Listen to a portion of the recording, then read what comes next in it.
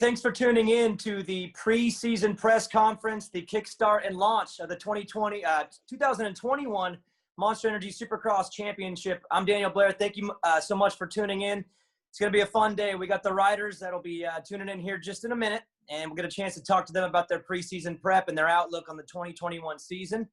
We've got the Supercross media with us as well, and I know they're anxious to ask some questions and start building their storylines as we head into Houston and kick off this 2021 season. So thanks again for tuning in. It's going to be fun. Before we get started, I have some announcements that I do want to make. The TV broadcast team has been announced. Lee Diffie and Todd Harris will be rotating in the play-by-play position for the 21 season. Ricky Carmichael, Will Christian, and myself are all back in our same roles. Ricky, of course, as the color analyst for the broadcast, Will Christian as the pit reporter, and I'll be the trackside reporter and the host of Race Day Live for the 2021 season. The TV schedule is at supercrosslive.com. We'll be back with NBC. We'll be back with NBC Sports, and we are now going to be on Peacock's premium streaming service here domestically in the United States. And the Supercross Video Pass is where the international viewers will be able to watch Supercross this season. The fans are going to be back in the stadiums this year, which it's so big for us. The 2020 season in Salt Lake City was awesome what we did, and we're so grateful to be able to finish that championship and really learn some things on how to do this thing at these times. But the one thing that was really missing was the fans, and we're super happy to have them back for the 21 season.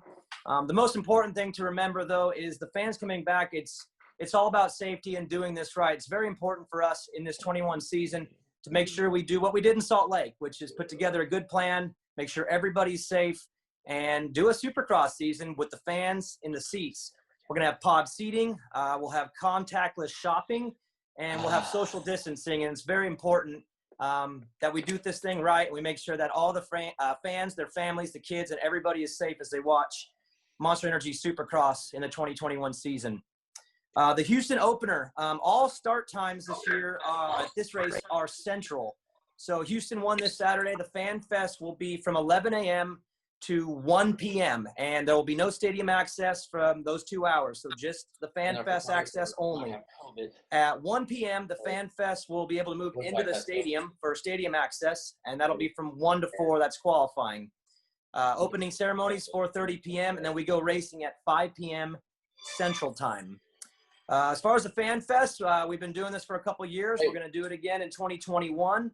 Houston 1, we're going to have BMX exhibition featuring some of the best BMX riders in the world. We've seen that before. Houston 2, the Unknown Riders will be back. And for Houston 3, the Unknown Riders will be there again, but we'll also have the 110 pit bike race. So having a lot of fun in the pits this year. And again, doing everything as safe as we can, but making sure that we attempt to get back to that normal feel where the fans are with us and bring a little bit of that extra anticipation, excitement to Supercross. I'd like to bring in the riders now. We're going to split them up into a few different groups. So I'd like to bring in Eli Tomac, Ken Roxon, Cooper Webb, Jason Anderson, Justin Barsha, Malcolm Stewart, Joey Savacci, and Max Anstey. They'll be in the first group of riders that we talk to. And again, for the Supercross media, they're going to be asking different questions and building their storylines as we go to Houston.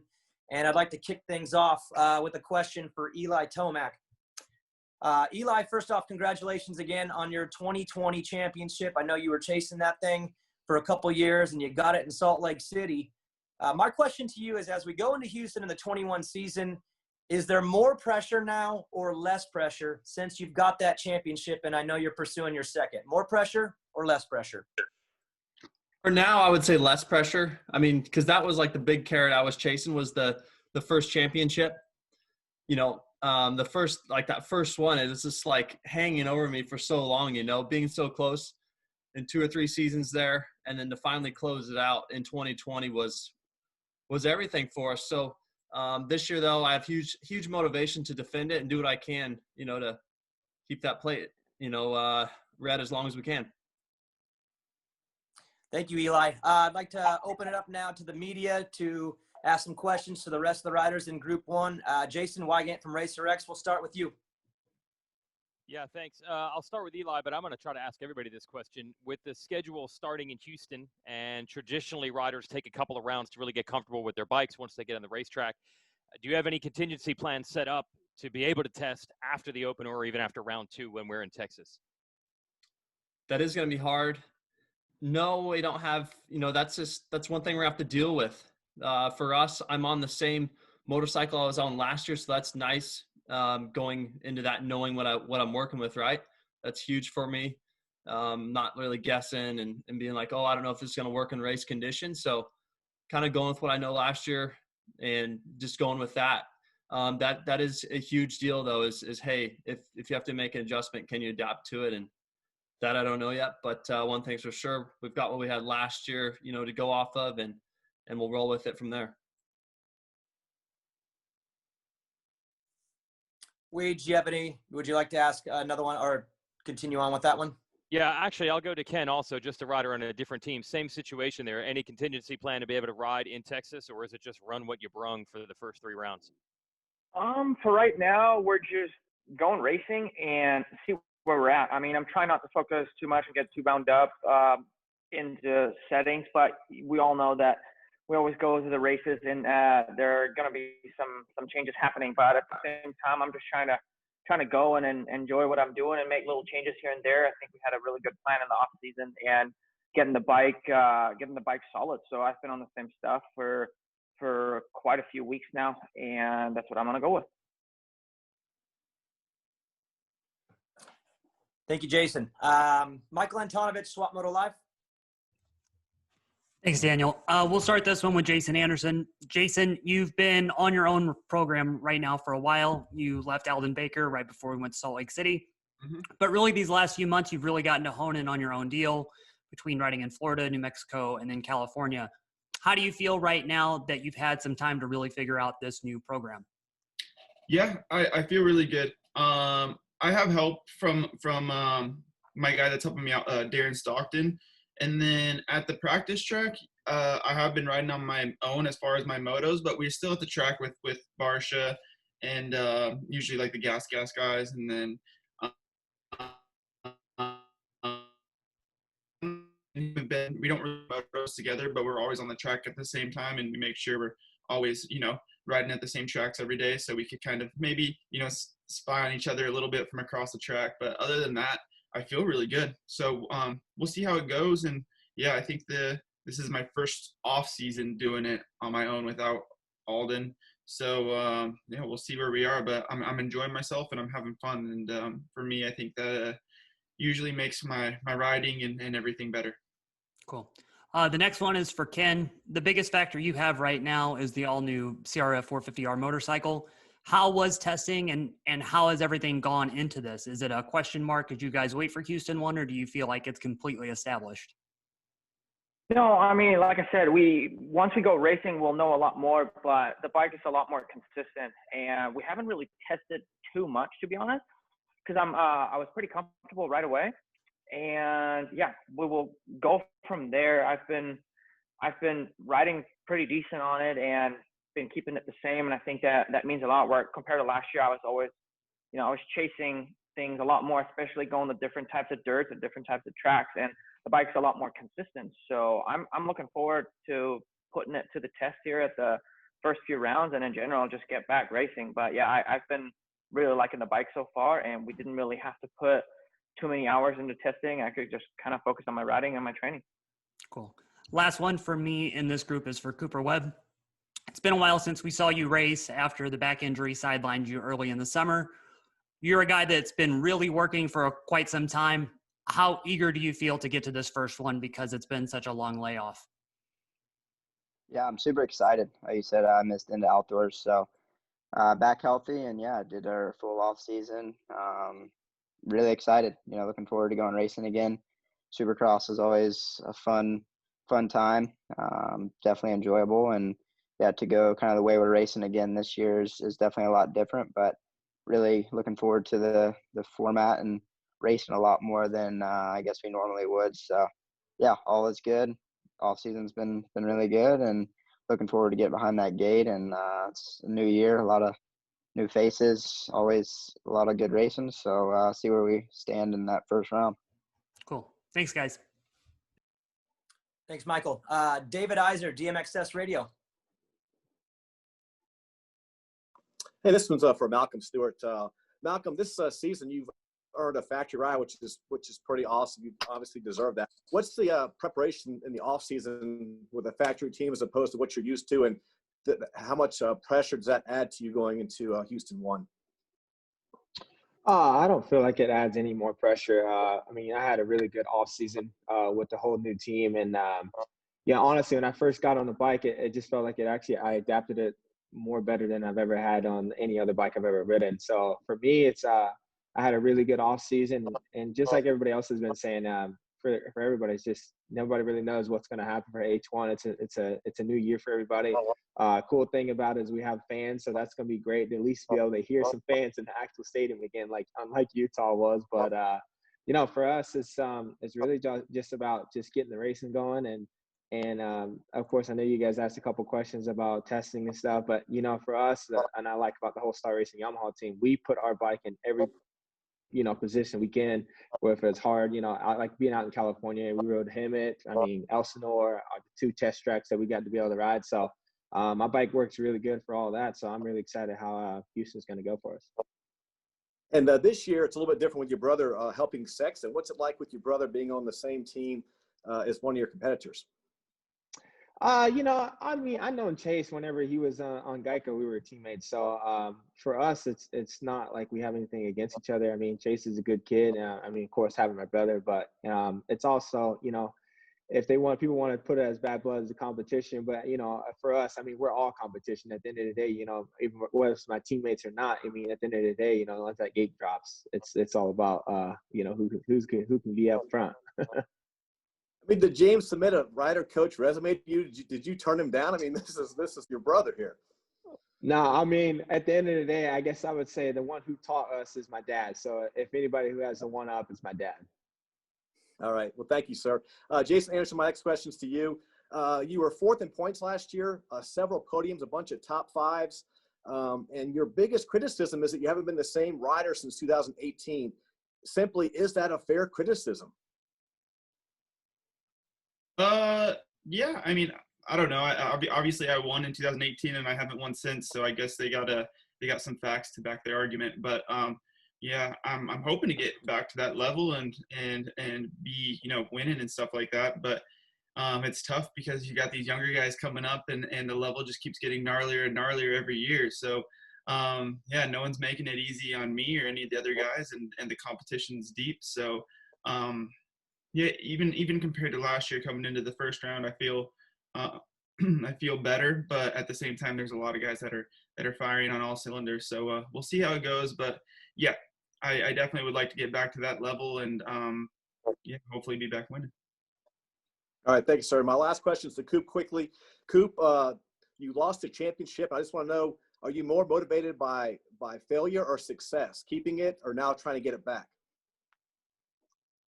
Yeah, I think getting it back would be sweet. It's like Eli kind of alluded to at the beginning. It's a dream come true when you finally get that first championship, and it's what you work for. So it's always awesome, and to run it last year was great, although we weren't able to keep it. But I think this year definitely that motivation is there again to try to get that on your bike. That's what you work for, and that's what you want. So.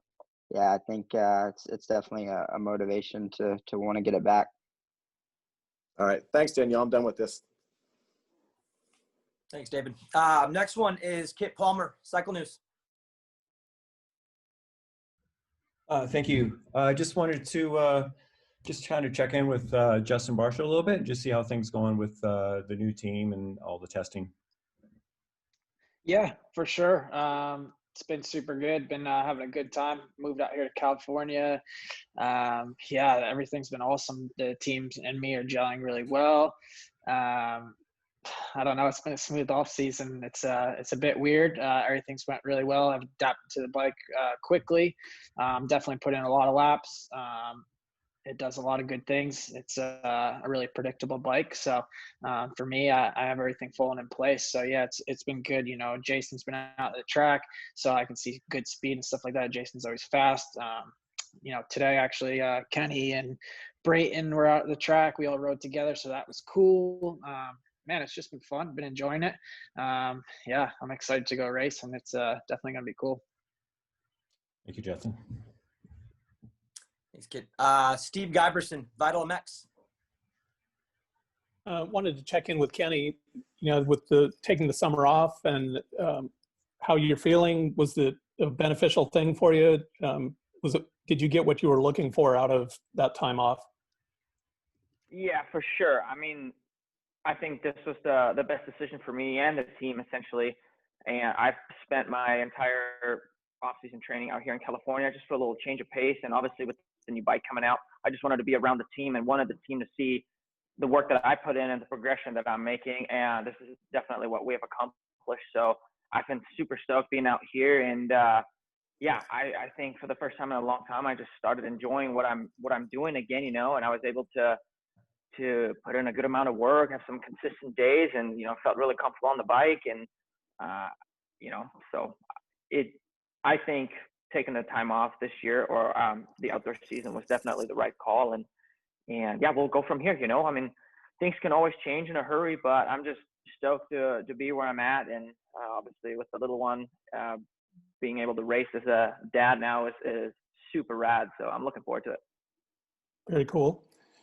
For Cooper, I'm curious for Houston, that seems like one of the tracks where there's great conditions. Everybody seems to like the dirt there. Is that actually a good one to go to?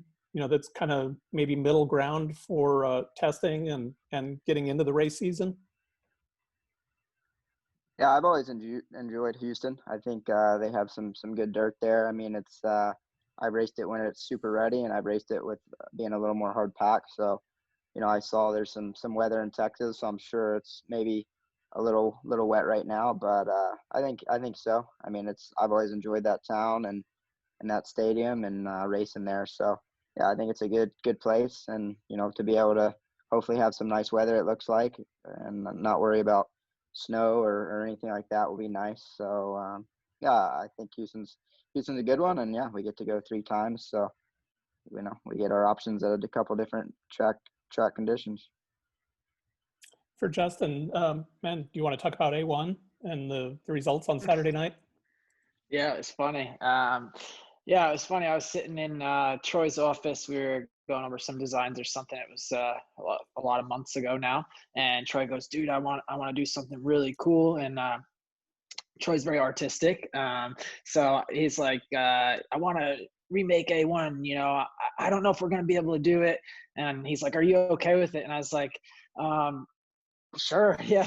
Why not? So, yeah, Red Bull got involved, and, once Red Bull got involved, it was like, let's do this. Red Bull, they don't play around. I'm stoked to be back with those guys because they, running that stadium wasn't cheap, and, putting all of it together, me having to hit a freestyle jump in there. Hopefully we can get like a bonus track because it was, didn't go as smooth as it looked. It was pretty squirrely. But yeah, it was cool. I haven't been on social media much, to be honest. I kind of take a break from it a little bit, but I saw, people were definitely really confused and stoked, and there's a lot of opinions, I'm sure, but for us it was cool. Obviously I wish we were racing Anaheim and have the chance to win there on the new bike and 3 in a row. That would have been cool. But that aside, yeah, it was a fantastic project. It was cool to break up the training a little bit and have a day to kind of just have some fun, or I should say a night to have some fun. But yeah, it was fun. Well, it's hard to pull off an April Fool's thing anymore. So actually, I think it was well timed and something a little different. I thought they did a good job on it. Yeah, they did a really good job. It was an impressive crew. We had the whole Verb crew there, and yeah, they brought a lot of cool people out to be involved in that. So yeah, it was definitely a pleasure working with all the guys. Red Bull, Gas, and TLD made it happen. So it was rad. Well, that's it for me. Good luck to all you guys this season. Thanks, Steve. This one is for Joey Savacci. Joey, you missed your sophomore season in the 450 class due to an injury. And my question is, while you're on the couch and you're in rehab and you're watching the races, obviously, what did you learn not only about yourself, but about your competition sitting there watching 17 rounds of Supercross? Again, not getting a chance to do that second year, but what did you learn about the competition and yourself? Yeah, I mean, like you said, unfortunately, I missed all of last year, and that's never ideal. But for me, I mean, I got to be a dad, and I got to learn about there's other things outside of racing. As important as racing is, and always has been, and always will be to me. I was born and raised and grew up racing, and dirt bikes has been my life all the time. But things change when you have a little one. So, I got to be a dad, and I got to learn about other things. And as much as I hated being away from it, it was kind of a breath of fresh air in a way to kind of reset, and just have a new perspective on everything, and just be thankful for the opportunity. And I'm very thankful for the opportunity to go racing again and everything in front of me. And, I've had quite the probably not normal off season that I've had in years past with a lot of unknowns, but back on KTM, and I'm really, really excited to go racing. And, as everyone said, no one really knows where anyone is. We all feel like we've done the work. But I guess we'll find out here in less than a week. This one's for Max and Steve. Max, we had a chance to do a Beyond the Track interview during the summer, kind of late summer, fall there. And it was a fun interview. And what I took away from it is how important it was for you in your career to get back here and do Supercross. It was something that you've always wanted to do. You were just a young kid when you did it the first time. And I guess just kind of take us through that thought process and why it was so important for you at this stage in your career when you could have stayed where you were, but you wanted to come here, you wanted to do this. Just take us through that decision. Well, I think as a kid, everyone wants to come to Supercross. Supercross is Supercross. Even looking at the guys that are on here, they're all experienced. They've all been racing many years at Supercross. I feel like I'm the little Jet Lawrence, like I'm the little young kid coming over. Even though I'm older, I'm experiencing GPs or whatever, but I go to a Supercross track and I have so much fun. Like I'm playing around, doing stuff, learning different ways to go fast around a Supercross track. And, I said to someone yesterday, as a fan, you can go and ride a Lommel or a GP track if you want on a Wednesday. You can go to Glen Helen, you can go wherever, but there's not many people in the world that have actually ridden around the Supercross track. You can't even roll through the whoops. If you case something, it's like hitting a brick wall. So I feel like when I was a kid, Supercross was something that I was brought up with. I know, obviously, I'm not silly. I know it's completely different, racing at a high level, and I don't underestimate, obviously, anything. I am new. I've got to learn. I've got a lot to learn. But I felt like if I had the opportunity, and with this team, with Twisted Tea Suzuki, I had the opportunity to come over to America and make this happen, I grabbed it with both hands. I think I'd be silly not to. I could have stayed my whole career and finished out in GPs, and people were telling me, oh, how's it going to be over there? You've got to move your whole life. But I don't know. I'm excited for Supercross, and obviously I've got a lot to learn, but I feel like it's the pinnacle of everything. And I leveled up, I did all right in GPs, and I didn't feel like I achieved what I wanted to achieve. I won a couple of races. I was there.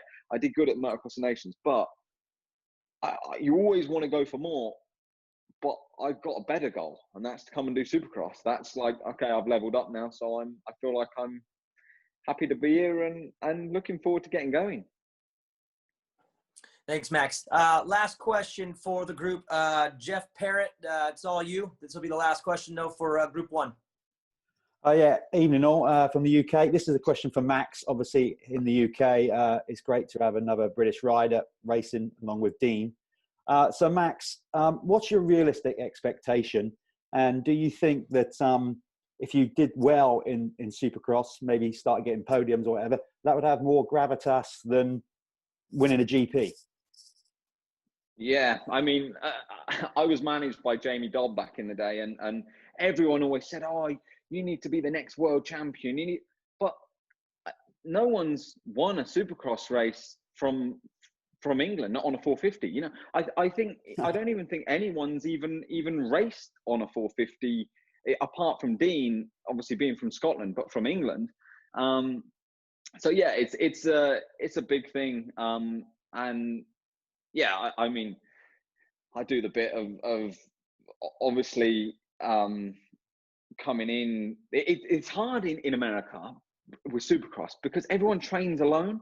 Like it's not like you can't go to Lommel on a Wednesday and see how quick you are. Everyone has their own test tracks or whatever, and you can go to the local tracks, but you don't really get the top boys there. So it's hard to get a feel for it. To be honest, I'm going to have to rely a lot on my crew chief and my mechanic. My mechanic, Dave Dye, is really good, got a lot of experience. My crew chief, Clark, again, a lot of experience. I'm relying on them with setup because, okay, a lot of these guys are running their same bikes as before. But I feel I'll be able to adapt pretty quick. Again, looking at an outdoor track, I went to Loretta's for the first outdoor, and I can look at the track and think, right, I know exactly what to do with the bike, or come on, boys, do this.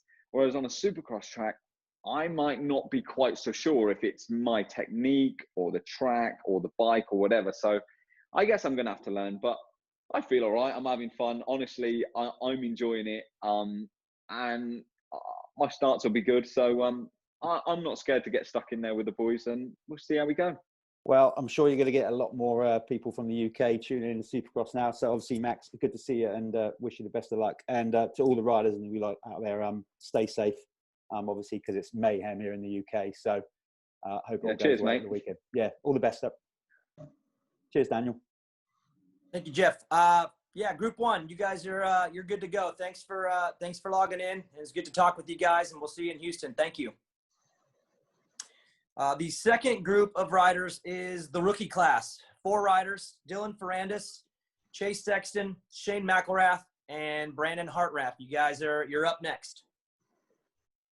My first question is going to be for Chase Sexton. Chase, as a rookie, there's obviously things that you need to learn. There's things that you're going to learn, on the fly for 17 weeks, but you're coming into the season obviously feeling prepared. My question is, right now, before the first gate drop, where do you feel your biggest strength is? And again, there's things that are going to come along the way, but coming in, where is I guess the top of your program, the best thing you have going for you, and where you feel the strongest heading into Houston?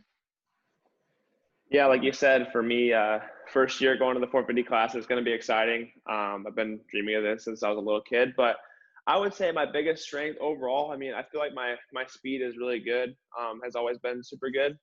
And one part on the track I feel like I've always been good at is the whoops. And I feel like for a 450 rider going into the new class, the whoops are a lot different on 450 and trying to manhandle the bike, but luckily I'm pretty big kid. So yeah, I'm really excited to go racing. Obviously, like all the guys said, we've done a lot of work, and it's I'm super excited. It's been a fun off season and had a few changes in my my circle, and yeah, we're in a good spot coming into Houston, and we'll see where we're at. Thank you. Let's open it up. We'll go Jason Wygant, RacerX. Yeah, I'll go to Chase first on this one. What expectations do you have? Are you looking at certain positions? Are you just looking to make it through 17 rounds and learn? You have a certain amount of wins that you're trying to get, or to contend for a title? Where are you at with your expectations coming into this rookie year? Yeah, like I said, I mean, it's hard to really set a real expectation because this is a new class for me, but having that outdoor series, and I know it's different, it's outdoors, but Supercross has always been really fun for me. I feel like I've excelled. So for me, I feel like I have potential to win races and be on the podium. And for me, being consistent and being in the top 5 a lot is kind of my goal. It's a long series, 17 races. I've never done that length before, obviously. So just really excited to get racing. And yeah, I want to contend for wins. I feel like that's what I'm capable of. And that's at the end of the day, that's why I wake up and train my butt off every day, is to win and be competing for just up there towards the front. And I'm just excited. It's going to be a fun series. There's so many fast guys, and I just want to get out there and get off to a good start and just stay consistent and ultimately win races. Thanks. For Dylan, I know you had a little hiccup there with an injury like midway through the off season. So what's your status? Have you been back on the bike, and will it have an impact, do you think, when we get to the opener? Yes, I've been back on the bike. Rode last week I had a big week of riding for about 4 time, and yeah, today, tomorrow, and then we will fly to Houston. It's okay. I haven't lost much physically strength, but yeah, for sure I miss a lot of time on the bike, a lot of testing days, and rode in different conditions. But yeah, it's part of the job. I will have to deal with that. I felt good lately on the bike. The team did a quite good job for me and improve the bike to fit me. And we see for sure it's gonna be a big challenge to be good in Houston. But yeah, season is really long, and we will have to take it race by race. And then for Shane, are you not going to be able to make Houston? What's your situation? We're still doing everything we can. That's kind of the hardest thing right now is, I mean, Dr. G told me to let pain be my guide, and I can deal with some pain, but kind of along the lines of what Dylan said, without much strength there, that's kind of the hard part. So I'm going to be at the first round. We're kind of going to wait to see really how I feel there and if I can kind of do something. But right now it's just day by day basis of just really been on the bicycle every day. That's about the only thing I can do so far. But we're going to be out there as quick as we can, and whether that's the first round or another Houston round or what, we're doing what we can. Okay, I might as well go all the way around, and I'll go to the brick here. Heart Raft. Yeah. What's the story of jumping up to a 450? I mean, you didn't have that many years in the 250 class. Do you consider this early, or do you think you're in a good spot moving up to the class this soon? No, I mean, it's definitely earlier than I expected, but I gel with the 450 very well since I was like 16. I've been a bigger kid, so far I've been liking it a lot. Actually having a lot of fun on it. So the whole Twisted T guys and have been working their butts off for me. So I've only had about 2 months on the bike, and after the first few days, I was right at home. So it's been good. Okay, thanks, guys. Michael Antonovich, Swap Moto Live. Thanks, Daniel. This will be for Dylan. Same question is going to go to Chase, too. It's rare that we have two-time defending 250 class champions move up to the 450 class in the same year. That adds even more parity into the season. Do you think about a lot of your accomplishments and gauge yourself against the competition, Dylan, or are you thinking it's a completely clean slate because it's a lot of guys you've never raced before? I think yeah, it's just new class, new goal, new everything. So yeah, just I kind of forget a little bit the past, all my years in 250, and yeah, new challenge on the 450, and just gonna try to give my best. But yeah, it's kind of a big reset. Kind of forget. I try to forget a little bit what happened in the past, and yeah, just gonna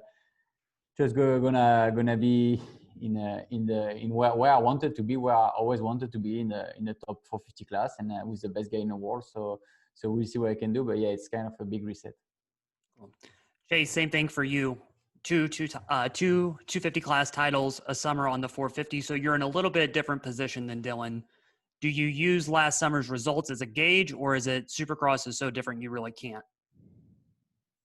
Yeah, I mean, as I said before, I mean, I would like to use last summer as a little bit of preparation for this year. That was the whole goal behind it. I obviously could have stayed in race 250 class for the half a year. I could have stayed down, but for me, I felt like the best choice was to go up and get used to racing the bigger guys and come into this year a little bit more prepared and ready. But yeah, it's crazy how fast you forget about the 250 class. Like those championships seem like they were so long ago, and it's unfortunate, but at the same time, we have a new goal, and this is where I wanted to end up. So we have a new goal ahead, and yeah, just trying to chase after that every day. And we've been working our butt off this off season. So just like I said, excited, and yeah, a lot of new faces coming into this year, and it's going to raise the bar a little bit. I feel like last year, Adam and I, especially in outdoors, I feel like just pushed the bigger guys, the older guys a little bit more, and I feel like the racing was really good. So I hope the same for this year and this upcoming season. Cool. Similar kind of question for Brandon and Shane, but you guys are in the opposite position. You don't have this huge list of, Shane, you have race wins, Brandon, you don't, but you guys have good finishes to your results, but you don't have the same pressure that those guys have. Is it easier for you to come into the 21 season, your rookie year on the 450, and know you don't have the same attention as other guys in the class? Go ahead, Brandon. All right, I'll go. No, it's definitely nice because this year's the whole class is beyond stacked from like first to 20th. So, yeah, I mean, it definitely takes some weight off my shoulders. At least I'm gonna go in there this Saturday and just do the best I can. And I mean, after the first round, we kind of figure out where we're at. So then you work from there. But yeah, I mean, my plan is to just obviously do the best I can and make all the rounds because normally I'm used to doing 8 to 9 rounds. This year I'm doing 17. So the main goal is to obviously do good, but make every round. For me, I mean, the job stays the same. It's definitely harder to, I guess, gauge where myself and the other rookies might fall in, but I mean, for myself, it's still kind of a same mentality as a 250 class. I mean, we all want to win. I'm a super competitive person, and it's going to be a big year of just learning. I mean, in the 250 class, I could kind of expect myself to be at the front. I could expect myself to get good starts, and I could kind of know, okay, if I should be pretty good if I stay away from some mistakes. But going to the 450 class, there's some guys there that I've never raced, and there's some that it's been a long time since I've raced. So I've definitely been able to study the class a lot over the last 10 years, but it's a big undertaking to step up to the 450 class nonetheless. And I'm excited about it. I think that I fit the 450 really well. And I think that that's something that even with the short off season, I've really adapted well to it. And so I'm super excited to get to race. I'm excited to mix it up. I'm excited to be competitive because I think that's what the 450 class is about. I mean, every guy in there is really good. It's just about being able to put yourself in the position to have a good finish. And I'm excited to race all those guys, and it's a big challenge, but it's one that I'm ready to face. Cool. Thank you, guys. See you this weekend. Thanks, Michael. David Iser, DMXS Radio. Thanks, Daniel. Dylan, David Villemans told me every year that he's been your coach from year one. That was his last year. And somehow you can continue to convince him to keep doing this. How important is it to take his wealth of knowledge into the 450 class with you? I think the biggest help is to have a different eye, that someone outside from the team to look at me, look at the bike, because I feel we did a really good job the last 2 years, two seasons, about managing the racing and everything. But moving to 450, for me, I feel like the biggest challenge is to set up the bike, and so he's obviously really good with that, to see me riding and helping me to set up the bike. So basically that's what we try to work the most on for preparing this next season, and we wish we had more time to do that, but unfortunately I crashed and injured myself. But yeah, basically that's what we is helping the most for right now. And of course on the other side, physically training and everything. But yeah, today that's his main job is doing that, is about this. All right, and there's one more question for you, Dylan. You embraced the bad guy role kind of thing. You just did your own thing. You didn't really care about the fallout after the race. Are you going to temper that at all for the 450s? Or are you just going to be yourself, throw some people over the berms, and just let the dust settle where it settles? No, I don't enjoy being the bad guy, if I'm considerate like this. But no, I just do my thing like many rider. Unfortunately, I had some stuff during my career, but some racing incident. But yeah, like I explained before, I just give my best, and yeah, sometimes I did mistake like everyone. But no, I don't enjoy being the bad guy or anything. And especially coming to the 450 where the guy are much stronger and faster, and some are really more aggressive. That's definitely not what I want to be the bad guy. Okay, thanks, Dylan. Last questions for you, Chase. I love that you're working with James Stewart, but it's also a con is that he's a lightning rod. He's going to draw a lot of attention, a lot of criticism. You mentioned in the Supercross preview show about tempering how he used to I guess your aggression versus the way he was. 450 Supercross season, no matter who you are, is just going to be one of the toughest transitions ever. How do you gauge that when you have James Stewart telling you what you can do or should be able to do, and you saying I need to get through 17 rounds healthy?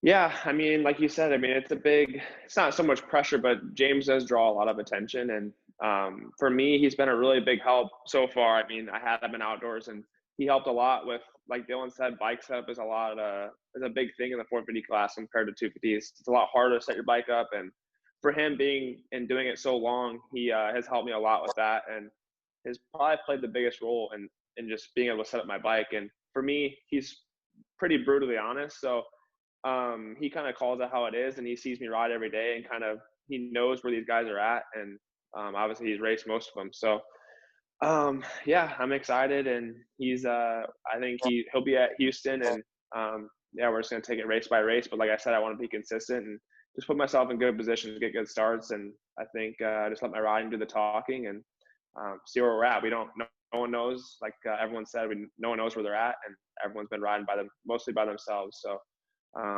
yeah, I'm ready to go in Houston, and I raced there once, so really excited about that dirt and not starting in California this year. All right, thanks guys. I'm done, Daniel. Thank you, sir. Thanks, David. We're gonna let the rookie class go now. Thank you guys for being on today, and I look forward to seeing you in Houston. Thank you.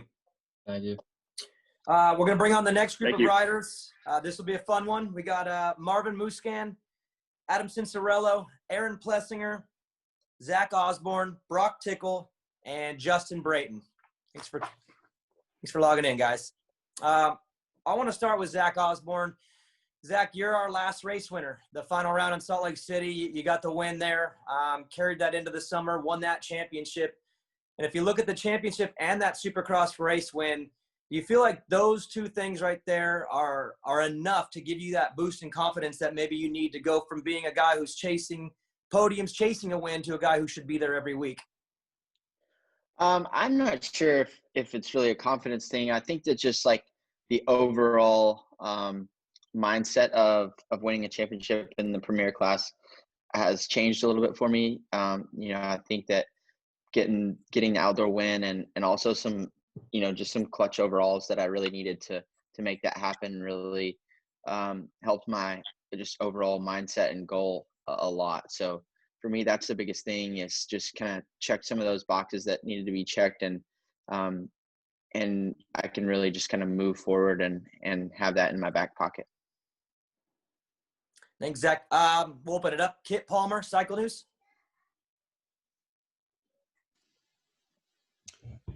Yeah, Zach, I was just kind of curious on how you feel after the end of last season, and how you can carry that momentum into this year. So I was just wondering how that will help you out. I feel really good. I think that I got really lucky with a couple of weeks of weather where kind of delayed things a little bit for me. So I was able to get a couple of extra weeks of, not off time, but just like a little bit more mellow riding and training a little bit. So that helped just overall with the mental state and also my body. I was just really tired after outdoors, and I feel like I'm in a good spot now. It's come around for me, and I think that going forward, I can put myself in positions to win these races and hopefully be in it for the title at the end. Thank you, Zach. Steve Giberson, Vital MX.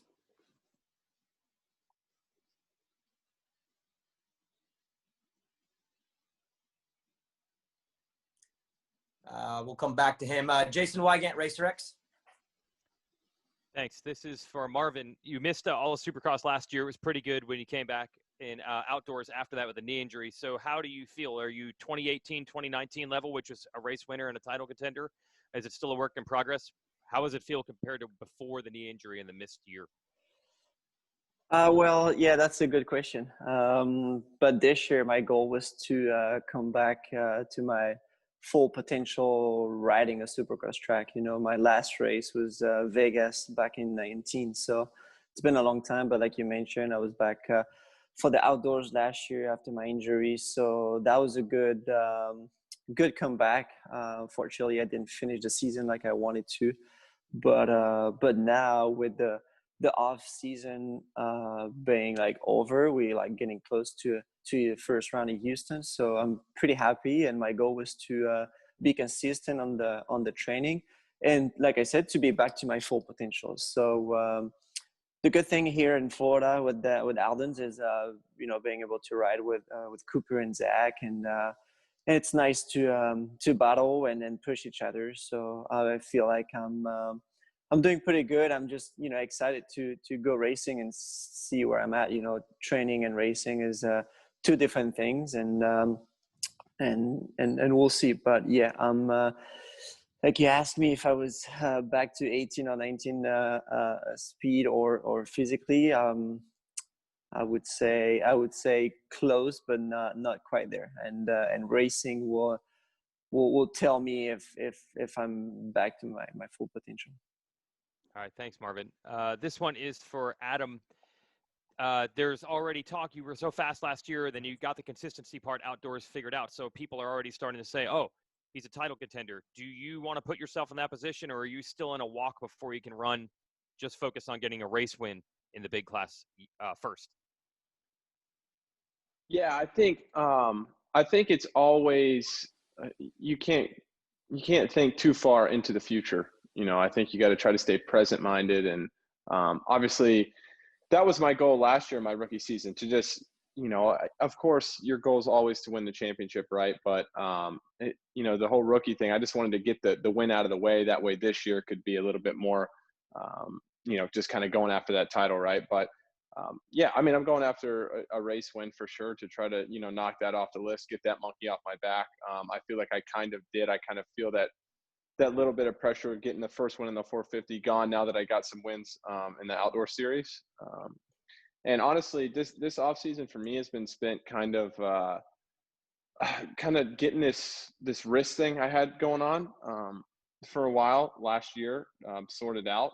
It turned out, I thought it was this cyst on my wrist, and I ended up getting a little surgery in the beginning of the off season, and it kept getting worse. And I found out that it was actually my ulnar nerve in my elbow. So I got a little procedure done actually just before Christmas, and it's been a lot better since then. If you guys remember, I mentioned some stuff about that around like San Diego, Oakland time, just like kind of my hand almost falling asleep out there. So really, really excited to have that behind me.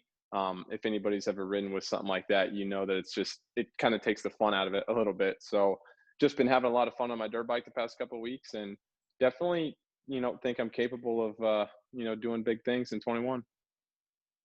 At that time with the procedures there, Adam, did that take away from riding and training time, or was it pretty quick?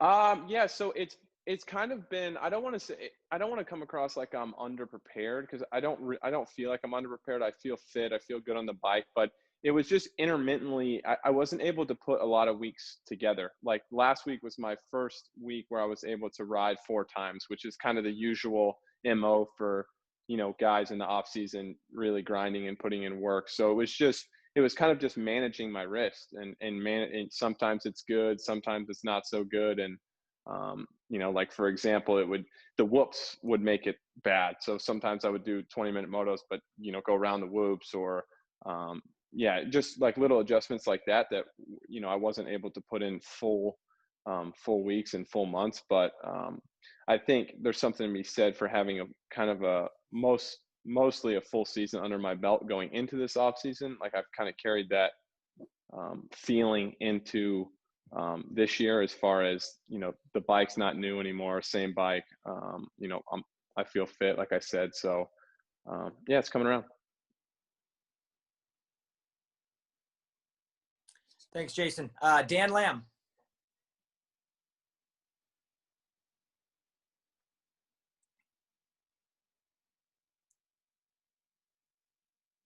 We'll come back to Dan. Alex Gobert. Thanks, Daniel. Yeah, Alex Gobert, motoronline.com. We'll start with Justin Brayton. For you this season, you're entering the season with Markov Honda, with the Australian team that you've had so much success with, so many championships in Australia. So how special will it be to roll out at Houston 1 and know that you've arrived with that team on the biggest stage of all? Yeah, I'm pumped about that. We've worked together, like you said, for 4 years, and Yariv and the crew, they've done an amazing job in Australia, and then coming here in 2020 with Clouton and Oldenburg, obviously making a pretty big presence their first year. So, yeah, stoked to go racing. I will have my same mechanic, Brent. We work super close with the Honda guys, so as familiar as it is. I really feel like, it's just, like I've been doing that for 4 years now. We're just lining up on a different gate here in America. And it's cool for Yariv and the Aussie crew to do such a good job, to come to America, to have a legit team and to be in both classes. It's going to be a special time. I'm excited to be a part of it and just look forward to Houston. It's going to be fun. And have you still had access to the Honda test track, and is that where you've done a lot of your preparation? Yeah, so I came to California about a month and a half ago when I first got on the new bike, and we did, I think, 4 days of testing, and thankfully Honda's been super supportive and testing with the same suspension guy and working really close with the Honda crew. So.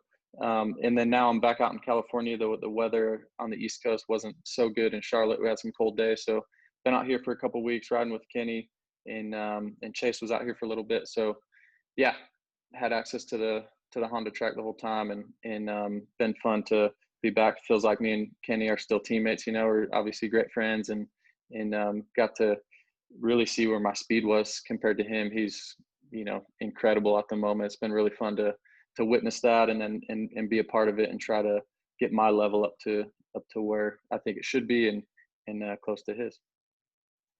Thanks. And for Aaron Plessinger, you're still on a Yamaha, back to the Star Racing team this time. So how different is the YZ450F that you're on now versus the in-house factory team of last year? I'd say it's pretty different. I think it's amazing. The team, Star Racing, has done an unreal job with the bike. They've really turned it around and got me to where I felt like I left off in 2018, which is really exciting for me. I'm looking forward to getting to Houston and really showing people what should have happened 2 years ago. So really pumped to get there and really excited to get on the gate and race these guys. And just one final question for AC. Anaheim 1, obviously, it's not going to be the opener this year. How much different will it be lining up in Houston? Is the pressure still the same? Because we always know there's that overriding pressure of A1. So how much different will it be for, to start it at Houston? I don't think the location is going to play too much of a role. I think it's still the same type of nerves I would feel, lining up at Anaheim. Honestly, maybe a little bit less, just because obviously crowd's not going to be at full capacity. It's always Anaheim 1 hype, and just the whole, right now we're doing this press conference on Zoom. Normally it's like the whole build up for the race. We're going there on Friday and it's super packed and crowded. Everybody's there doing the press conference and stuff like that. So I think it's a little bit more of a kind of a chiller vibe. But when you get behind the gate and, you look to your right, look to your left, see all these, amazing athletes next to you, it's still nerve wracking, obviously. And I think for me, I really like the California races. So I hope we can get back to that pretty soon. But at the same time, I enjoy Houston, and that dirt's really good. So excited to get there. It's my favorite football team as well, Houston Texans. So excited to channel some Deshaun Watson energy. Awesome. Thank you. Thanks. Thank you. Dark Side, Moto X Pod. What's up, boys? First one's for Brock Tickle. We finally got you back last year, but it did not go anywhere near how you would hoped it would go. Multiple injuries, some issues. How do you regroup for 2021 with MCR, and what do you hope to prove? Yeah, 2020 was definitely a difficult year for everybody, and for me to come back, start my racing, get hurt again, have to get sidelined, and then actually get to finish out the Supercross series in Salt Lake. Ended up with a 6th at the last race, and then outdoors jumped to Yamaha. So it was a crazy year for me. So when this deal came up, I was obviously super excited. I've been on the bike now for almost 2 months. I missed a week or so of riding because I did get COVID. So, but I'm feeling good. I've had a good couple weeks on the bike, and yeah, things have gone really smooth. The bike was good right away, and I've done some fine tuning here and there, but I'm feeling good on the bike, and feel like I have a good group around me that understands where I want to be and what I want to do in 21. Fantastic. Marvin, second question's for you. A little bit, I think a little bit, we are not putting you at the top as one of the top 3 or 4 guys right now. You're kind of been overlooked a little bit, I think. How does that make you feel, and can you use that for motivation, or does it even matter to you? I missed last season, so it kind of makes sense. I had a big injury in the knee, and it took a very long time to heal. But yeah, I'm back, and that was my goal, and I'm pretty happy of how the off season went and how I'm back on like physically and then speed wise on the motorcycle. No, like I said, missing the whole year last year, I don't want to say you forget about me, but yeah, it's the way it is. But when we get back to racing, it'll be different. So yeah, I'm just, my goal was to be back. So here I am, and I'm excited to go racing.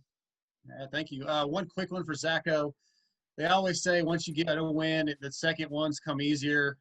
But then you got the last win of the Supercross season. Had to, I'm not counting motocross outdoors for the Supercross races. Has it been too long? Does it still hold water? They're going to be easy now, or easier? Yeah, I think easier. Obviously with the outdoor title, that kind of, I feel like I kind of rolled that into, rolled Salt Lake into the outdoors. So, yeah, still it's tough. This class is deep, and it's going to be tough to win races no matter how many you've won this year. So, yeah, it's possible to say that it's going to be tougher, but you never know. Right on. All right, thanks, guys. Thanks, Dark Side. Brian Converse. Yeah, Brian Converse, Motocross Action Magazine. This is for Aaron Plessinger and Jeremy Coker. You guys have an unreal sized team this year. It's that's a big squad, and I think we're used to seeing smaller teams that get a little more tight knit. Bring us around the dynamics around a team that size. Is everybody gelled the same as a smaller crew? What are the challenges?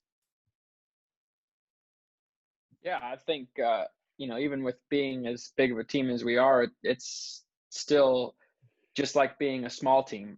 We've always been in the past. Star Racing has always been one of these smaller teams. When you look at it as a crew wise, now we're quite large, but still operated the same way as we've always been in the past. Nothing's changed besides the number of people that are on our team. So when it comes to how everybody gets along, it's still like a family. We just used to be a small family. Now we're a very big family.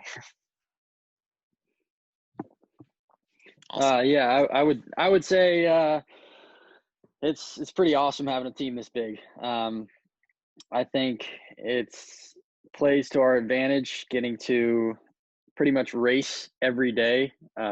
When you go to the practice track, it's not just one guy or two guys. It's pretty much everybody battling everybody, and I think that's going to play to our advantage coming into the season. I don't think anybody's going to be surprised by the pace of the races. So I think it's good. Awesome. Well, it'll be a sea of blue, so it'll be interesting to watch. Thank you. Brad Gephardt. All right, thanks, guys. This question I'll direct towards Zach, but there's actually two other riders within this pack that are on the same motorcycle as they were last year, so they can chime in if they have something different to say. But how much of a boost of confidence or just an advantage of it is having the exact same motorcycle that you raced last year, a lot of consistency in your program and carrying that forward in a program that's not going to allow for a lot of midweek testing or a lot of changes to be made to the motorcycle if, say, on the first race, things don't happen to go great? I think it's huge. Like we kind of alluded to earlier, you know, we're all used to this whole go to the first race, see how it goes. We'll be right there at the shop and the test track, and we can go and fix whatever we need to fix or you know, rectify any issues. And this year, there's no time for that. There's really no resources for that, I don't believe. And I think it's huge to have a bike that you know well with no real huge changes to it and go there on something that you feel pretty comfortable with. Fair enough. Adam, does it make you feel like maybe there's this year more than any, there's more responsibility on the rider to if there are some gaps on setup, that the rider has the ability to make up those differences? I mean, I think it just boils down to having the ability to adapt. I mean, that's the guys that can adapt the most and the guys that can feel the bike the most and communicate with with their crew chiefs, their suspension guys, team personnel. Guys that can do that are going to have a little bit of an advantage. So I would just say communication and being able to feel what's underneath you. And like you said, having the same bike this year is big. Don't think we're going to get there and have any big surprises. And to be honest, for myself personally, I've never so far in my career have I gone to the first race and been like, you always hear the stories of guys going to the first race and you're like, this thing's terrible, it's unrideable. That's never been me. So I think I have a really, really strong group of guys around me that I really trust. So yeah, I think we have a good setup to start. And even if we're a little bit off, I trust them and I trust myself and my own insight to kind of put us back on the right track. All right. Thank you. And Aaron, is it safe to say that your hairdresser's gone out of business? It's Rona season, baby. I ain't been to the salon in a while. Last time I did it, I shaved it clean. But fair enough. How are you feeling 3 years on the bike now? Like it's a pressure year for you. Like not to add to it, but I think there's some people looking to see what you can do with a full season. Yeah, I think it's going to be a good year. I would say I'm on almost a completely different bike. As it seems weird, but the Star guys really made this bike feel at home for me. The last 2 years it's kind of been rough. But yeah, I think this year I'm going to wake a lot of people up, and I think I'm going to do what I should have done a couple years ago and when I went to the 450 class. So I'm pretty confident coming in. Me and all the guys and work in the off season, and yeah, I think I'm gonna do really, really good this year. All right, perfect. Thanks, Daniel. Thanks. Last question for this group. This one's for Adam. Fans are back for 2021. Can you just kind of tell us like your feelings on that? Racing Salt Lake for 7 races with nobody in that, just silence. And then having the fans coming back in and having that volume in the stadium, like how much of an impact does that actually have on you guys? Ranging from qualifying to the heat race and especially in the main event when some of that noise is coming back in. It's huge. It's huge. The fans are such a huge part of our sport. It doesn't feel like a complete Supercross event Monster Energy Supercross event without them there. I think for me, I didn't get to race all the Salt Lake City rounds, but going from Anaheim, those first few California races of 2020, and then being there in Salt Lake for the first race, and going from that to the outdoor season where there wasn't many fans out there as well. I think it's very welcomed from all the racers to get some fans back in the stands. To be honest, man, I don't like hearing these guys next to me when we're on the starting gate. I don't like hearing them talk. I like to hear the music going and the fans talking and somebody screaming into a microphone and T-shirt cannons. We need T-shirt cannons back. So I'm looking forward to it. Thanks, Adam. All right, guys. Thank you so much for jumping on this, and we'll see you in Houston in a couple days. Thank you. Thanks. Next is the team managers. I want to welcome Monster Energy Kawasaki's Dan Fahey, Red Bull KTM's Ian Harrison, Team Honda HRC's Eric Kehoe, Monster Energy Star Racing Yamaha's Jeremy Coker, Troy Lee Designs Red Bull Gas Tyler Keefe, HEP Motorsports Suzuki Dustin Pipes, and Rockstar Energy Husqvarna Stephen Westfall. Thank you, guys. I'm going to come to Tyler Keefe first. Tyler, it's awesome to see a new manufacturer jump in and Gas making their debut in Houston. And for you, my question is, how different does it feel going from a 250 team with, especially last year with a lot of young riders, to now having this 450 program, debuting this bike with a rider like Justin Barcia, who is won Supercrosses and would be considered possibly a favorite for the championship? How much of a difference has this offseason been for you going from that scenario in 2020 to what you have now? Yeah, it's been a lot of fun. Honestly, kind of getting the whole gas program going a little bit later on in the year and trying to find the 450 guy.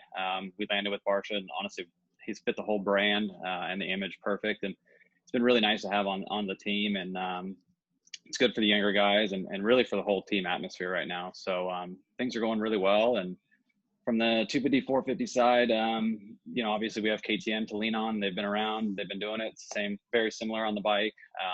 So yeah, it's I think we'll be all right. And if we need anything, we can lean on those guys. Thanks, Tyler. We'll open it up now. Steve Giberson, Vital MX.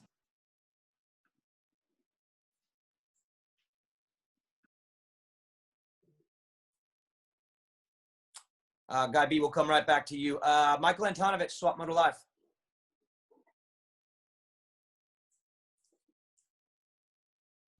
This one is for Dan. You guys are the defending champion, but I think the biggest factor that we all have to keep in mind this year is a positive COVID case could strike at any time. Have you guys taken any precautions or any adjustments to your plan for this year to try to avoid that from happening? And what's the plan if it does happen? Well, of course, that's probably our biggest concern. I was just talking to the guys the other day, and normally this time of year, you're just hoping the guys show up. You're hoping everybody stays healthy. You're hoping your bike was good. You're hoping all the decisions you made were good. You're hoping your guys are feeling good. You hope the mood was right. You're hoping all these hopes. And right now, all I hope is like everybody gets through Thursday. In our case, we're getting tested. It's a nerve-wracking experience because it's totally out of our control. There's no homework we can do other than trying to stay clean. But since no one really knows how this thing works, how you get it, how you don't, I guess they know how they get it, but you know what I mean?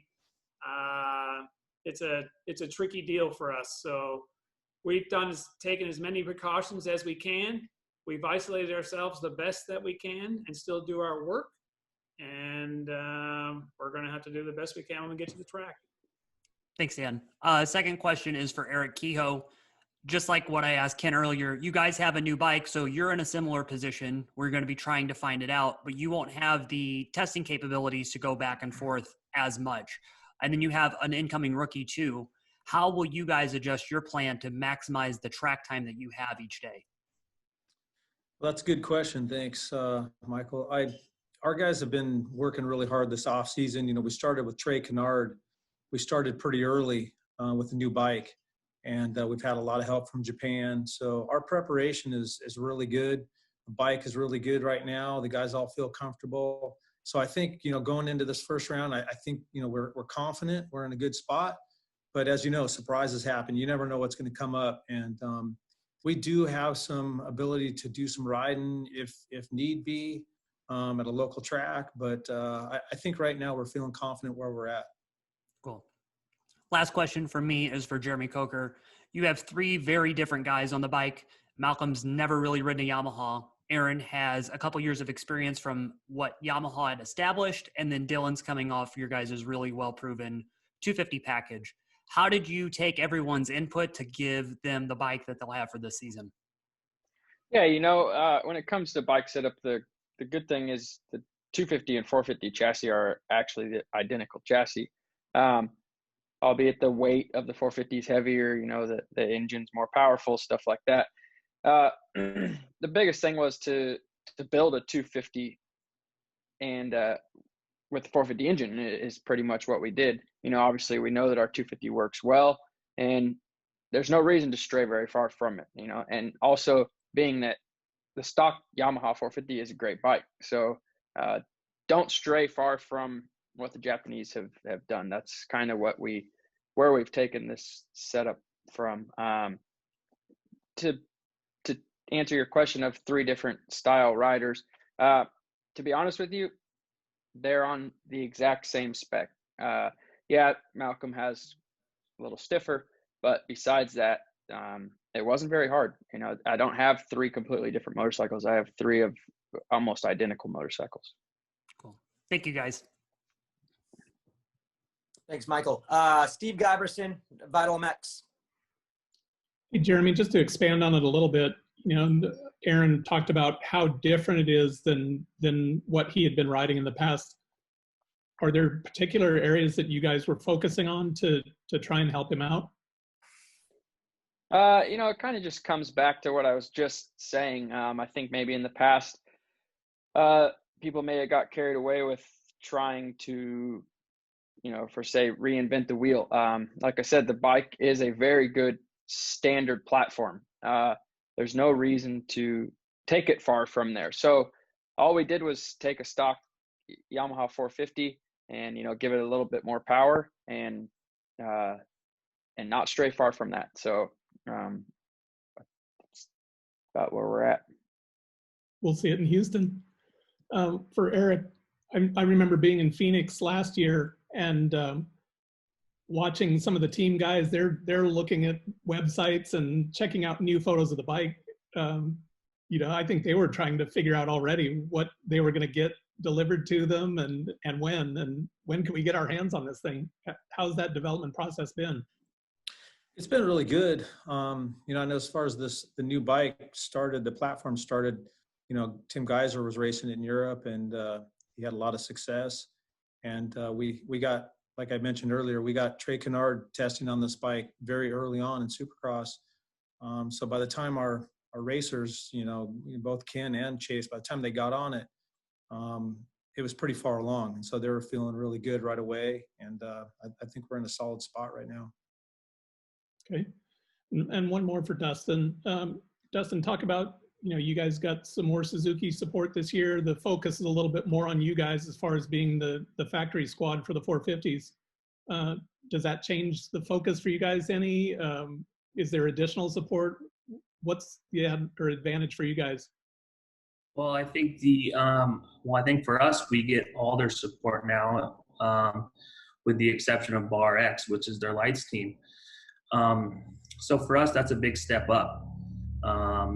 This team started 3 years ago, and we never thought we'd be in this position this quick. And it's very unfortunate what happened between them and Joe Gibbs, but for us, it's an opportunity that we couldn't pass up.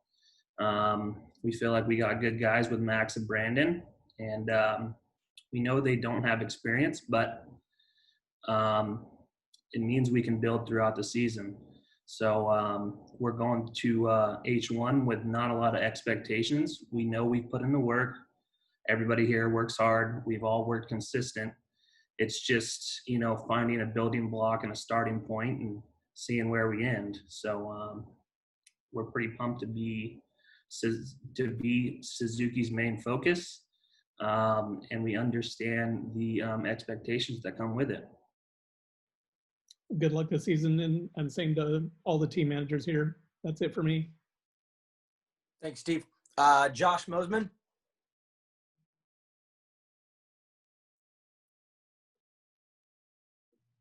Yes. Mine is also for Jeremy Coker as well. You guys have taken on a whole new program, and we've already talked about how many riders you guys have, but what is the benefit to the athletes, the racers, having so many guys at the same track at the same time, being able to put together race simulations as we've seen on videos now? What is the benefit of that, and how do you see that helping your riders as they get to the race? Will they be I'm excited about it, and I appreciate it. So looking forward to hear, your opinion on it. Yeah, even when we were a smaller team, we still had all of our guys, I shouldn't say all of them, majority of our guys train together and are always on the track at the same time and racing each other. The benefit, is obviously to be able to push each other every day to the highest level that they can without being actually at the race. So now, just by expanding our team and also having 450 side of things, it's the same. It's just more guys. We went from a 4-man gate to a 9-man gate. So that's all. It's just the same thing we've done in the past, just a little bit bigger. And it's more guys to push each other, and it's a full-on race every day at the track. Awesome, thank you. And Tyler Keefe, congratulations. Excited for Gas and what you guys got going. What's the difference for you going from a bigger team to now only 2 250 riders and a 450 rider? Is it it's got to be a little bit of a different dynamic. Can you explain a little bit about that? Yeah, going from 4 250 guys and a couple amateurs down to basically 3 guys, it's actually been a lot nicer. Honestly, with Michael and Barsha both out here in California right now riding together, it's been nice, and I think that you can just really focus on the guys a little bit better. So for me, it's been a nice change, and I'm looking forward to it. Can you give us some behind the scenes information about the Anaheim 1? Maybe a little bit about the jump, a little bit about just the idea of being there and releasing all that. That was confusing, but also really cool for a lot of people.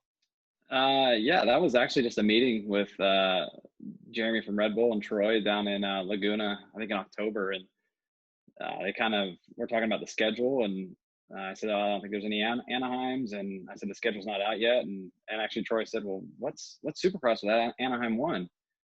And they just went on a whole little rant, and honestly, I didn't think anything really about it, and they were talking about, it'd be cool to do this, and I don't know, maybe a month goes by, I didn't hear much about it, and then kind of gets pushed going, and they said, hey, let's do it. I think we did it on December 12th maybe, or 13th, and they rented the stadium, and actually our CEO, his neighbor, is one of the guys high up at the Angel Stadium, and they kind of linked it all together, and they pulled it off. So to be straight up with you, when it first was talked about, I thought there was no way it was going to happen, and really it was just kind of a little bit of a teaser of what Supercross with Anaheim 1, and yeah, that's where it went. And the jump was a freestyle ramp to a airbag landing, and they had the flames there and everything, and Justin was extremely nervous to hit it at first, but he made it happen, and I think he hit it probably 10 or 12 times, and got the shot, and they put the whole piece together, and it turned out pretty cool. That's awesome. Thank you. And then last question, Dan Fahey, I think both Adam and Eli would have mentioned that you guys are riding on, same bikes, same setup as last year. What is that like as team manager going into the new season on a bike that you're already familiar with? Are you feeling any different or anything about that? No, like both Adam and Eli said, our bike is consistent, and it's been basically the same. We made some setting changes, of course, but for them, it's just a tweak, not a radical change or anything by any stretch of the imagination. And it gives us confidence going into the year. We know what we have. We know the different kinds of conditions. We've done all our work, and we're going to hope for the best. Awesome. Thank you guys very much. David Iser, I'm coming to you next, but I got a question for Ian Harrison. Ian, the 2020 season, you had Cooper Webb during the Supercross without Marvin. Then during the outdoor nationals, you had Marvin without Cooper. So it's pretty much been a one-man team for a year. What's it feel like now coming into a season and having both guys back and just having that full team again? It's been since, a year and a half actually, since you've had the whole roster together. What's it like?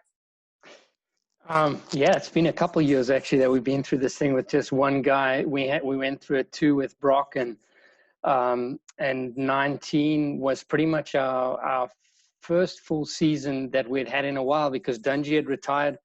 So I feel busy. I feel like Tyler did a couple maybe last year with all his riders, but it's been good. I haven't seen much of them lately. They've been in Florida suffering down there, so I'm excited to see them when we get to Houston. But I was there in the middle of December, and they looked like they were getting up to speed. Thank you, David Iser, DMXS Radio. All right, Tyler Keefe, this is for you. You mentioned earlier about the team coming together last year, and it was almost to that point where you weren't going to do it because of the time running out. Tell us how crucial that was before you had a go, no-go call for the team to even happen here. Obviously, it was talked about right after, I think, the Salt Lake rounds and really needing a 450 guy. I mean, that was the biggest thing, and making sure we had the right 450 guy to go racing with. And there was a few guys on the table, and making sure we had the competitive 450 rider to really push this brand out, I think was the biggest key factor. And once we felt comfortable enough that we had Justin, then it was like, all right, let's get moving and get everything switched over and changed over to gas. All right, my next question is to Eric. Chad Reed said that the scariest two words to a rider are all new. And so when you guys look at your career, look at all this #1 place behind you. I mean, your flex, it's obviously between a rider and a team manager. You've seen these new bikes come out, and there's been this huge adjustment period. Is it fair to say that with technology and as years passed, you mentioned the European riders riding it, that it's not nearly as dramatic as it was in years past? Yeah, I think I would agree with that, David. I think that, watching, I know that Ken and Chase, those guys were looking over there in the GPs, watching Tim Geiser racing that bike, and they were looking at it, kind of critiquing it themselves. But just knowing, us speaking with Japan, Lars Lindstrom does a great job as crew chief on the 450 side, and talking with Japan every week about what they were experiencing with the bike. We were already learning things, even though we weren't racing it yet. Just kind of working through Japan. And then at the right time, we were able to get Trey Kennard on the bike in Supercross. And, just immediately, just the comments and some of the things that we were looking for areas of improvement were just immediate. And so it gave us confidence right away. But it's something that you're right, an all new bike. I think that our advantage was just all that race experience that was happening on the bike, on the platform ahead of time. And then especially with Trey Kennard, his experience at the level that he is, heck, he's right there still at the same speed, and did a great job with testing, and it made it pretty seamless for our guys to get on the bike. And in your honest opinion, objectively, like you look at a 2009 type of launch with a new bike, how many years will it take for you to feel like you've got that kind of data to where you're kind of even with these guys on existing bikes? Well, I think on this particular platform, I don't think it's going to take that long. It's always a work in progress. That's I'm sure all of these teams are the same way. It's something that we've got areas that we knew that we'd like to improve. We worked on those areas, and we really feel like we have. So now it's just going to be, we need to get some racing going. As somebody said earlier, it's like, okay, the testing, everything's all done. Let's get out there. We know we're in a good spot. Let's get racing. All right. Good luck, guys. Thank you, Daniel. Thanks. Thanks, guys. Last question for the team managers to Steve Westfall. Steve, we haven't had a chance to talk to Dean Wilson. You talked to Zach Osborne tonight. We talked to Jason Anderson, so we get a little bit of an idea on how they're doing. How's Dean Wilson doing in the offseason? How's his prep going as we head into Houston? His prep's been good. He's down at Baker's factory training down there with those guys. So he's obviously on the program and decided he wanted to step up this year to go down there. And it's been a good move. I was just there last Friday and got to see him ride. And his pace is good. It's definitely a different Dean than years past. And fully healthy again for quite some time now? Yeah, fully healthy. He looks good. Awesome. Well, thank you guys so much for tuning in or jumping on this. I'm sorry. Really appreciate it. I know you guys have been working really hard to get ready, and it's almost time, getting ready to get on the plane. So look forward to seeing you all in Houston. Thank you. Some final announcements before we go. Tickets are on sale. Houston, Indy, Orlando, Daytona, and Arlington are all available right now. So you can get your tickets to those. The later dates, just look for announcements on those. Of course, supercrosslive.com is where you can find all that. But, you know, those first few cities, they're open. So let's get some tickets sold, and let's get the fans back in the stadium. Looking forward to that. St. Jude is back, and we're doing something a little different this year. The campaign is called We Won't Stop. It's going to launch at Houston 3, so mark your calendar for the 23rd of January. And again, that's We Won't Stop, our St. Jude campaign for 2021. Monster Energy Supercross, the official video game 4, is coming out on March 11th. It's going to be on all the consoles that it's been on before. You can go to supercrosslive.com again for more information on that, but the date is March 11th for the launch of the 4th game, Monster Energy Supercross, the official video game. So I'm sure a lot of people are excited about that. That's March 11th. And a big one, we are partnered now, Supercross has, with Spin Master Toy Line, which is super cool for all the kids that go to the Supercrosses, are always looking for souvenirs. Well, now they can get some pretty cool toys. They're coming in a die cast of 1 and 24 and 1 and 10. Justin Brayton, Aaron Plessinger, Justin Barsha, Vince Freese are some of the riders that have it. And of course, Ricky Carmichael. He's got a toy as well. So for all the kids out there that want to come to Supercross and want to play with toys, Spin Master will be bringing you some new toys this year. So look for that right now. It's available now. Salt Lake City, we're back with them again this year. It's going to be the final 2 rounds of the championship. Again, we're so grateful that we were able to go to Salt Lake City last year and run those last 7 races and finish off the 2020 season. And we're going back again. So the final 2 rounds will be in Salt Lake City. This time it'll be with the fans. So I don't know if we're going to do the cutout still in the stands. Maybe we will, but the best part of it is we'll have real fans in the stadium there at Rice-Eccles. Also super excited about the new venue. We are going to Camping World Stadium. It's not new, but we've been there before. And the cool part about that in Orlando is we've been at this race before. The last time was in 2007, which is that epic battle between Ricky Carmichael and James Stewart. And what I find unique and maybe the coolest part of this is we're going to do a replica track there of that 2007 race. So look for that racetrack to be one of the Orlando races. It's going to be pretty cool. And also I want to thank Atlanta Motor Speedway. We're going back to Atlanta, but not in Mercedes-Benz. It's going to be at the Motor Speedway, which is super exciting to just get another look and see these guys perform on a different style of track. And again, we're very excited to go back to Atlanta, but go to Atlanta Motor Speedway. I want to thank you guys all for tuning in. Of course, all the Supercross media, thank you guys, the riders and the teams, thank you guys for tuning in. And I want to thank Gear Wrench and Gas, our new partners with us for 2021.